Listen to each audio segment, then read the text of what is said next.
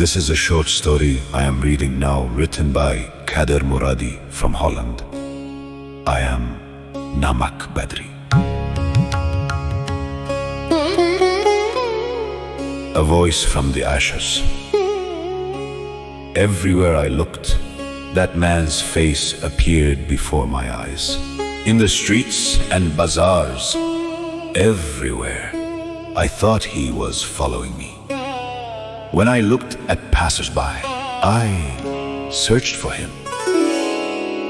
A man who walked with wooden crutches, legs amputated above the knees, wearing dirty white clothes covered with dry bloodstains, and a turban resting in circles around his neck. This strange, frightening man never left me alone, not even in my sleep. Everywhere he was with me.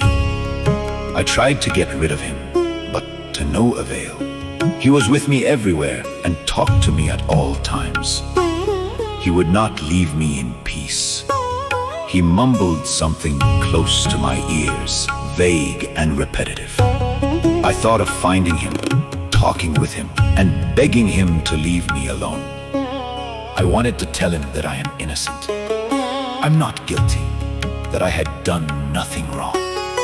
But I could not find him. The first time I saw him was in the new wood sellers bazaar in our city. And I found him in my room that night. I ran away from him and did not see him again. Or maybe I saw him once more. That night, the scream of a woman awoke me. It was in the middle of the night.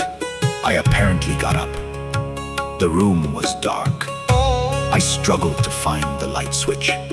But before I could find the switch, the shrieking sound of a bullet broke the silence of the night. And the woman's screams and cries filled the night. I wanted to find the light. I was afraid. Maybe someone shot somebody in the street. But what had happened to the light switch? I noticed that the wooden heater in my room was lit. Perplexed, I gazed at the heater. My whole body overcame with fear. How could the heater turn itself on? For many days I was alone. I hated the sight of that heater. Although my room was cold, I did not want to turn it on. Fearfully, I looked at the flames inside the heater. Several times, I rubbed my eyes to make sure I was awake. But I was awake, and the heater was on. The flames of the fire inside the heater shined through the tiny holes, and the reflections danced on the rug. The burning wood crackled, making frightening sounds. My heart rate and shivering of my body increased. Again, I wanted to find the light. When the man's voice instantly startled me. Don't be afraid, don't be afraid. I quickly gazed at the heater. I could not believe my eyes. The stranger was inside my room, standing next to the heater. I jumped and almost screamed. Who are you? The man's turban rested in circles around his neck. He said softly, don't be afraid. He was disabled with his legs amputated above the knees and stood with crutches under his arms. I did not know what to do. Maybe he intended to kill me. I thought to escape, but then to my surprise, I noticed that the man was crying. I found the light switch. I turned it on and looked at him. His face seemed familiar. I might have seen him somewhere before. I could not remember where I had seen him. I hesitantly asked him, who are you? Maybe he was not dangerous. Maybe he was in danger and had come to my place for safety. He cried and did not answer my question. His clothes were white but dirty, with stains of dried blood. From next to the heater, he took a piece of the wood, looked at it, and cried. His tears ran down his face. Seeing him cry reduced my fear. Then I recognized him.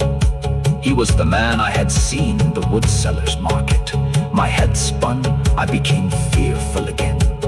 That day when I was buying wood, he was looking at me from a distance. I had thought maybe he has mistaken me for somebody else. Maybe he wanted to kill me. I wanted to tell him that he has man cried, showed the wood in his hand to me and said, "Did you know that this piece of wood came off the window of our house?" With this question, I felt like he had hit me with that wood on my head. This wood piece is from the window of his house. Now, I understood what he was saying. He had come to take revenge. The wood pieces from his house were burning in my heater. I felt that I was in a very dangerous situation. I had to escape in any way I could. I should not pay attention to his cries. Maybe he was insane. Crazy people do not think logically. It was clear that he was going to kill me with this piece of wood.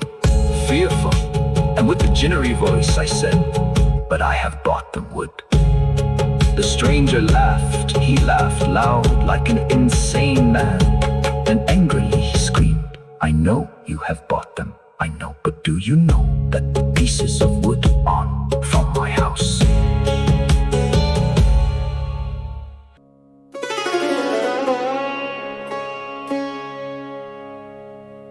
And then he started crying again. He wiped his tears on his sleeves.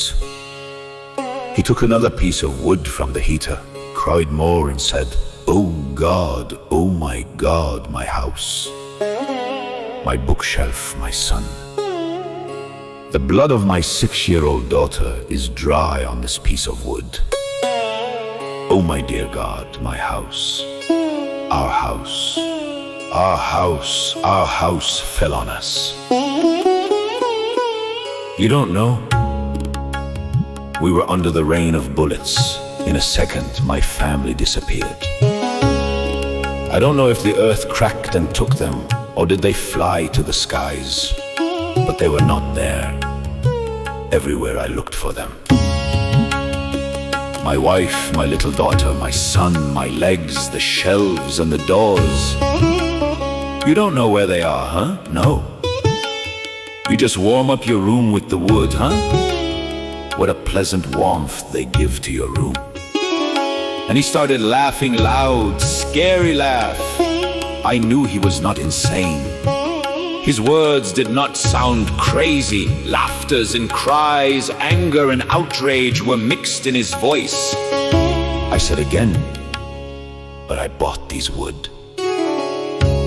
And then I ran out of the room. I was afraid he might have a gun or a knife with him. I could hear him still laughing and screaming. I did not wait anymore. I ran out of the house and into the street until my foot hit a rock, and I fell on the ashes on the road. I heard the man's voice in my ears. The voice came from the ashes. It gave me a shiver. The voice cried, "Run, run! Burn, burn, burn!" I quickly got up and ran again. The man with the crutches followed me. I ran and ran, but the voice of the man was with me inside my ears. It was as if the man without feet was in my head, in my ears, sitting there and talking to me. He was crying and laughing, a nervous laugh. He was angry, he was screaming, repeating himself.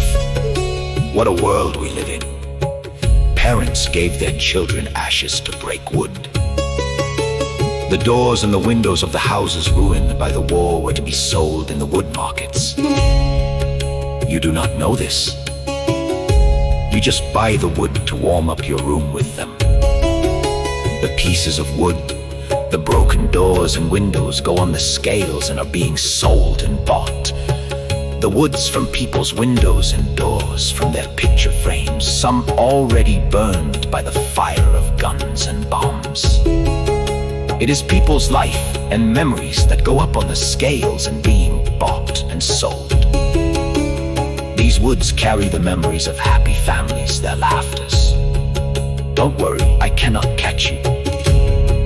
You see, I do not have feet to run. They took away my feet and gave me these wooden crutches instead. You think I'm crazy, don't you? You know, it was my father's house. On every piece of this wood, I see the memories of my past life. I hear from them the laughter of my daughter.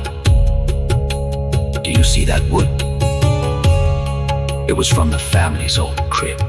Yes, run away from the wood, from the smell of my kids. I smell my old house in this wood. I passed your street when I smelled my house. The smell came off of the wood you were burning.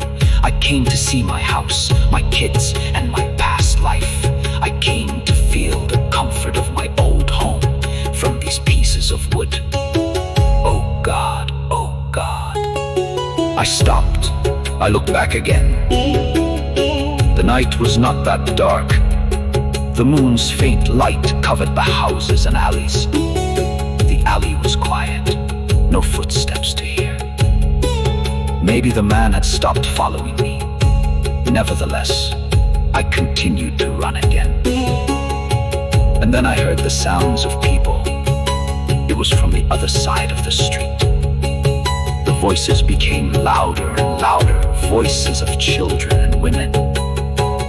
I stood at the sidewalk and saw a crowd of women and children passing by. They were poorly dressed and looked injured. Their heads and faces were wrapped in bandages. Their clothes had dried blood stains. They were saying something. They were screaming and crying. The earth was shaking. The moon in the corner of the sky was shaking. The stars were shaking. The women and children had pieces of wood in their hands, pieces of wood taken off of windows and doors, of closets and shelves and old cribs. They were chanting, "Our home, our home." They were moving the wood pieces in the air. I was afraid. I ran to another street, and I found myself near the wood market. The moonlight lit the market. The market was busy.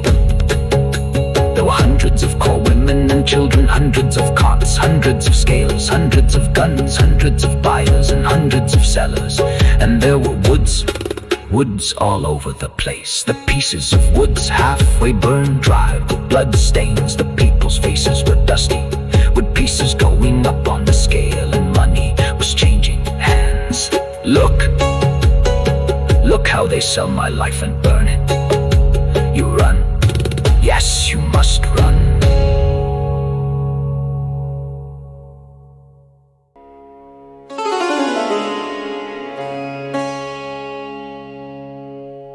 Yes, you must run suddenly. The man without legs came from the crowd of the market. He ran towards me and attacked me with his crutches. I felt a sharp pain in my head and screamed. I woke up. I turned on the light. I looked at the heater. Everything was in place. The room was filled with a frightening silence. Even the sounds of the guns and the bombs outside had been reduced. Maybe that night the war had ceased. The next day I gave all the wood pieces to the grocer nearby. But the nightmare would not leave me in peace. The voice of the man was in my ears everywhere I went. I could not go to the wood market anymore, not even to the grocer nearby. I could not see ashes anymore. So I moved from that neighborhood. One morning in the early spring, when the weather was still cold and the night before it had snowed, I went for a walk. The unseasonable snow and storm had ruined all the blossoms, making everybody grieve. I passed the cemetery that was at the end of our street. I saw some passers-by bending over a dead body. It was the body of a man without feet. His crutches were lying next to him. His turban rested in a circle around his neck. His clothes were dirty and covered with dried bloodstains. The night dogs had eaten his face. He was shot, and he held some pieces of wood in his arms. They were blue and looked like they came from windows and shelves. No one knew him or knew why he had the wood pieces. I became frightened. I looked at the cemetery and saw a lonely tree. with all of its blossoms withered.